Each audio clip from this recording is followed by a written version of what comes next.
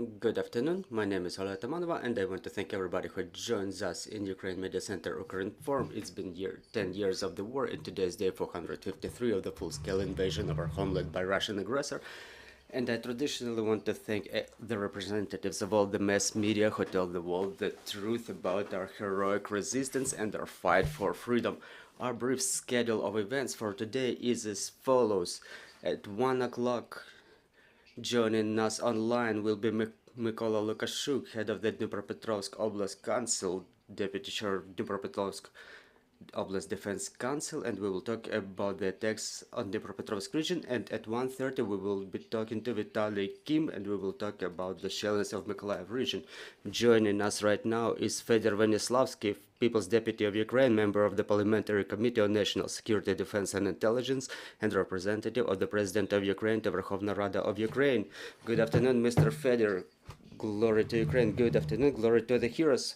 Mr. Fedir, we will dedicate part of our conversation to the results of G7 summits. What are the results? What do we understand? We know that in the fields of G7 there was a number of bilateral meetings. Can you please tell us in more detail about that?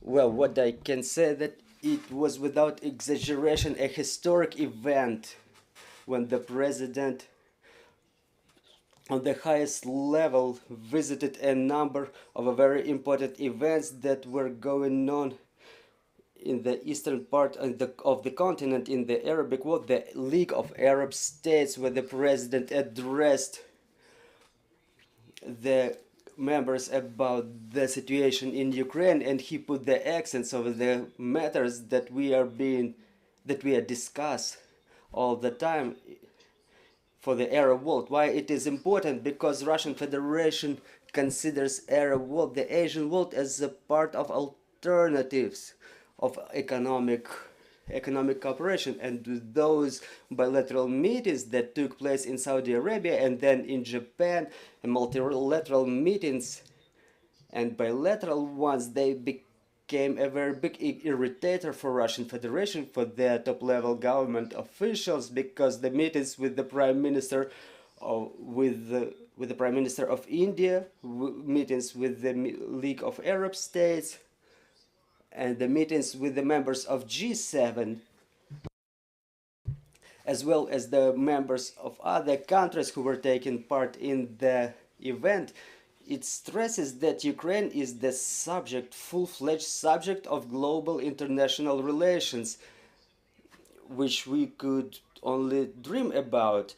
But the war has changed the priorities, and even if we check the picture of the summary picture of the G7, where we see President Zelensky among the members of G7, the leaders of the countries of G7, we may start asking whether Ukraine can be considered as the future member of this club of the most powerful states of the world. And we have grounds. I think we have grounds, we have reasons to have these optimistic expectations.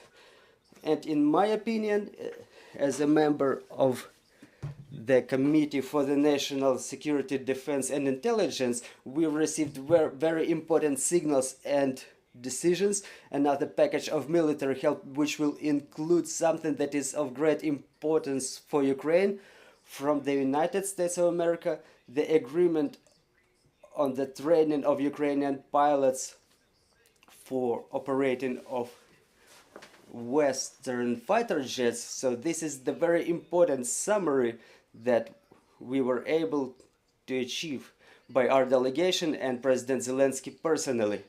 Mr. Fedir, obviously one of the summaries of this G7 meeting was the fact that all the partners assured us of their support, but talking about the probing of Ukrainian capabilities in the sky, what were we able to agree on? We've seen the statement by Josep Borrell that our pilots have already started training.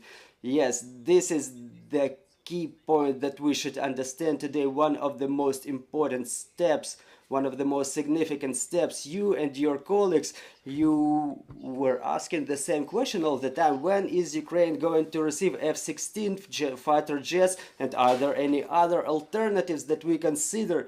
And the fact that our pilots have already started training on those fighter jets, and this training will take about a couple of months, so this process has already started, so we can assess this step that was made within the last couple of days. It means that Ukraine repeats the same path, the same way, the same track that was happening to the tank coalition when our tankers started training on Western tanks, and now they fulfill their duties using those tanks in the front line. So I'm convinced this year Ukraine is about to get the fighter jets. And another important thing, that on the fields of the G7 summit there were bilateral negotiations regarding obtaining of extended radius missiles by Ukraine, along with the air defense systems, which will help us defend our skies more efficiently. And another thing that the president was reiterating, that we are about to get the artillery shells, ammunition, and all together, all those facts, they evidence that the most powerful economies on the world, they emphasize that they're on the side of Ukraine, and they will continue supporting Ukraine. And the summary statement by the leaders of the G7 about the commitment to sovereignty of Ukraine, all the territories that were occupied starting from 2014, and liberation of Ukraine and withdrawal of Russian forces, it all evidences that Ukraine consolidated all the modern developed Western countries around it, and it will help us to end the war as soon as possible and to reconstruct the state during post-war period. Another important question is about our Euro-Atlantic integration. In the eve of the NATO summit, it's very important. Did we achieve any agreements in this regard? Well, I think everybody understands that the level of the meetings that was demonstrated within the last 10 countries, starting from European tour and ending with Arab and Asian world, they require very diligent preparation. And within the framework of all those meetings, the countries that are members of NATO bloc, they,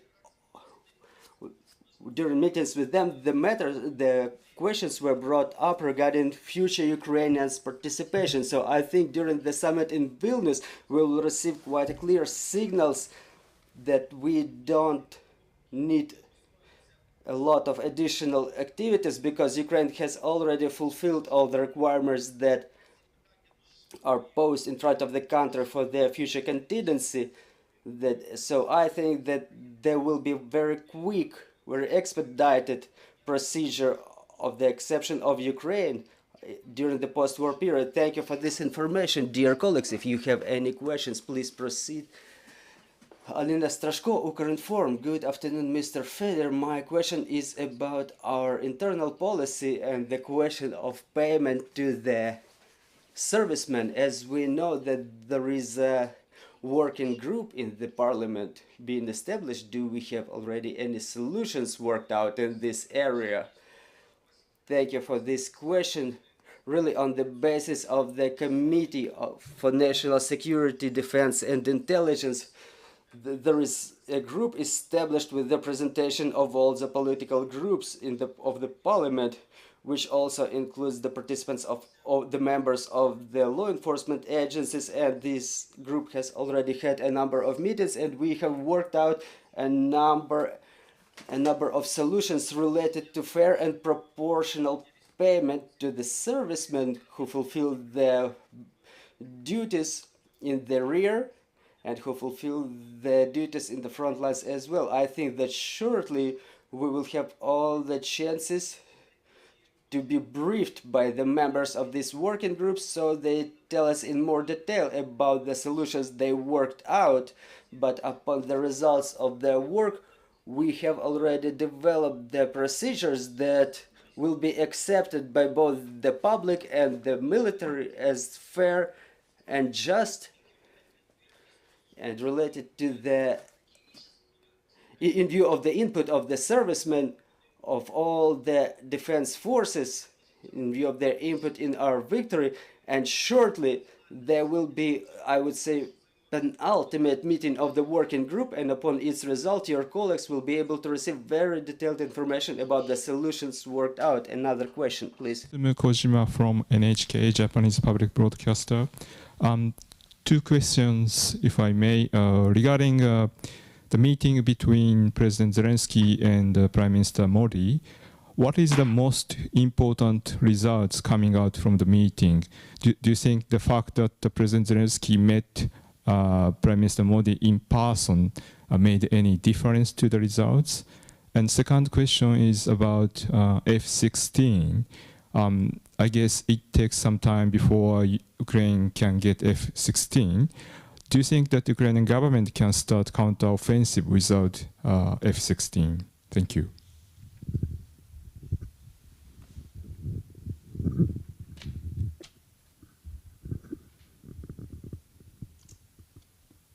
Ну, по-перше, дійсно, я вважаю, що зустріч президента I think that the meeting between President Zelensky and Prime Minister Modi was a historic event, because on one part is this clear demonstration for the ancient world of the position of Japan, who is the regional leader. And after the meeting in Hiroshima, the Deputy Minister of Foreign Affairs of China, he asked the ambassador of Japan for a meeting with due to their dissatisfaction in that meeting. So I think that Japan is on the right side of the history, joining all the democratic countries on the world. Meanwhile, China still gravitates to Russia in those issues. So for us, the meeting with the Prime Minister was quite an important aspect. And regarding your second question, our European partners, Eastern European partners who had Soviet specimens of the aircraft in their ranks, they already handed them over to Ukraine. However, F-16 still remains a priority for us, and to neutralize the threat in the air, we have quite an efficient system of air defense, which already stopped domination of the enemy in the air and helped us to oust the enemy air force to the further operational depth. So it's just a matter of time. F-16 will just be the final component of the system of air force and air defense forces, which will be a deterrent factor of enemy intentions to develop any further activities. Thank you very much for this conversation. Thank you for joining our broadcast. I'm reminding you, joining us was Fedir Venislavskyi, the parliamentary member of the Parliamentary Committee on National Security, Defense and Intelligence, and our next briefing will be at 1300, and we will talk about shelling of Dnipropetrovsk region. So to stay tuned, work together for our victory, and glory to Ukraine.